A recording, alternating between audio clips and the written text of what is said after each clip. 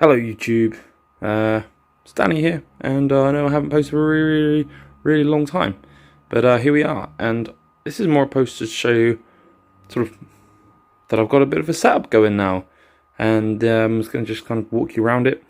So long story short, well, first of all, I got married, so you can see that there. Ooh, got a ring now. So that's really cool, and I've moved into my first home with my wife, which is an interesting thing to say, and I finally have a proper setup. So this is my old gaming chair, and you can see I've got some hand-me-down cushions there, because I really like to keep my posture all upright. But let's just dive into what's going on, and basically whether or not there's going to be more videos. So I'm just sitting down. There we go. Alright. So you can see on your right hand side, PC, on the left hand side, PlayStation 4. I've just been watching a bit of Tricky Jim here. And arcade stick there. You see keyboard. This is also something that I want to get a new one of. This keyboard's an old cheapo. It's a little bit messy here at the moment. You can see I've got a screwdriver there, which is a electrician screwdriver. I don't recommend Magnuson brand.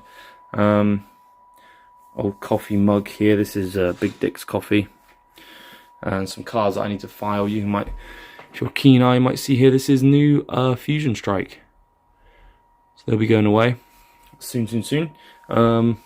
Yeah, speaker wise, using mini rigs.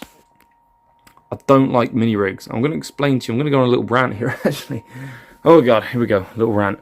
Why I don't like mini rigs. Now, I own 5 mini rigs. There's a mini rig 3. I've got 4 of them. I also have 1 of the big subwoofers, and they all go in this mini rig backpack. Now, at the moment, the backpack's got Pokemon cards in it, because I went to a pre-release on the weekend. Fusion Strike, of course. And yeah, anyway, these things are like, if you don't know, mini rigs, I think they're 120, 130 quid each, I think they were to buy. So I bought 5 of them and the bag. I think it had a deal going. A deal. It come to about 680 quid. I spent 680 quid on these portable speakers, okay? And the idea is that they can all connect together. They're quite powerful. And obviously you've got subwoofers with booming. Now, first things first. Connecting them together is a pain in the ass, okay? You can connect them via aux. You can aux them all together. They don't like that very much. Train going past. Yeah, they don't like that very much. They don't always sync up correctly, which can be an issue. They also, when you've connected them all together, the battery just gets drunk super fast, which is not very good at all. You can connect, supposedly actually I should say, you can connect them wirelessly. I have never in my, I think 2 to 3 years of owning them, have I ever managed to successfully connect. I don't think I've even connected 2 of them wirelessly ever. I don't think I've even done that once. Believe it or not, which is not very good at all. Yeah, which sucks. Now there is an app you're supposed to be able to use to connect them together. I've again, surprise, never got it to work. So yeah, anyway, now one is being used here as my computer speaker. Oh, here's another little thing about them. If you connect the charge cable, if I connect the charge cable, I'm trying to look at it through there. We can already tell if you connect the charge cable, and then you play something. Bench, no evolving yet. Kind of a weird. It's quite quiet. You can't really tell. I've got one of my switch cards in hand, but I don't. Yeah, you can't really tell, but what you get is that you get a lot of feedback. It's like, you know, and it's like, why, man? I got this old cheapo Marley speaker, which I had for a number of years. It's not quite loud enough now for this room, but it was really good, and it didn't do that. It was really strange. It was really cheap. This one, yeah, also it's just so booming loud. I mean, you can see that's on 39. It's also on the lower setting here. It's so freaking loud and bassy. And when I first plugged it in as well, it took me about 10 minutes to actually get it going, because I was already just didn't like it. It's just like nope, won't work. Nope. It was doing this weird thing where as you would pull the auxiliary lead out, it would play you the sound from the PC for like a second and then just stop. and then you do the same going in, and it's really strange. Yeah, it's not. They're very expensive. They're quite cool, but actually, realistically, they're not that good. You might have noticed here I've got a proper speaker now. Wow, the little spit. So I'll be able to do videos here. I can screen record Pokemon. I can screen record any game I've actually got on here. Another game I'm really enjoying at the moment is it's not there actually. Is Counter-Strike Global Offensive. Oh, I just clicked on Pokemon. Yeah, I'm not necessarily that good at Counter-Strike Global Offensive, and I'll maybe not do videos on it, but I do. I'll just leave it there. Actually, no, we're just looking. But yeah, I do actually really like Counter-Strike Global Offensive. Anyway, moving over to our left-hand side, PlayStation 4. I've still not got PS5. It's been out for like a year, and they're still, well, I'd say they're hard to get on really looks. This is the arcade stick I like to use.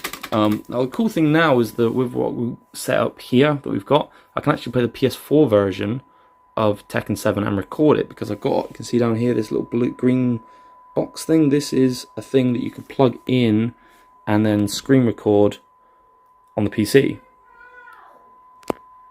Yep. So I don't know if you heard it, but my wife just shouted to me because she needed a towel. Anyway, yeah, so PlayStation 4's there. This over here, this is actually the phone stand / light that I was using for a very long time, where I used to live. And over here is a poster from Tekken Tag 2, which I actually got given to me many years ago by Namco when I hosted a tournament. There's a PlayStation 2, 3 and 4 sat there.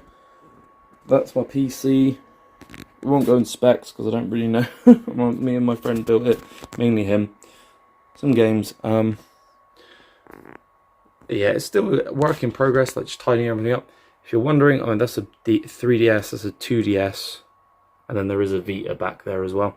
If you're wondering what this is, that is the Neo Geo Pocket Color, of course. It's an old handheld, quite a cool. Yeah, these boxes are for cards. The top two currently are the only ones with Pokemon cards in them, so there's more to go. I think they can all hold roughly 5,000, which is quite a lot. Yeah, I've got bits and bobs here. Got my Stonks Man, some old Pokemon trophy here. This is a Celebrations Elite Training Box I haven't opened. Some old Taekwondo one. This one was given to me by Alex, who won Pokemon Nationals 2012 possibly, something like that. He got me that. So yeah, if anyone who didn't believe that I'm old school Pokemon, here you go. Look, City Championship 2006, and this one 2005. Look, and on there some. Oh, there you go. Look, City Championships 2004. Look, some old Stadium Deoxys. This are pre-releases. Look, pre-release Emerald, pre-release Unseen Forces, Delta Species. These were great as well. Anyone remembers these from the old Sevi Island? You would get these every I think month. Absolutely. Which one's on top of that? Oh, yeah, absolutely fantastic. And then I bought this in Hawaii when I went to the World Championships, Pokemon Worlds. Yeah, essentially this is the setup. I'm not going to show you what's behind me because it's not ready yet, but it's a 7-foot beanbag. We're not going to get into that, but yeah, this is where I'm at right now. Hopefully more videos coming up, mainly going to focus on kind of Pokemon games. Got to be honest, the Beyblade stuff kind of taking a step back. It's a lot to keep up with, all that stuff, and work 2 jobs and not be broke because I have a mortgage. But yeah, hopefully stick around for some games soon. Cheers.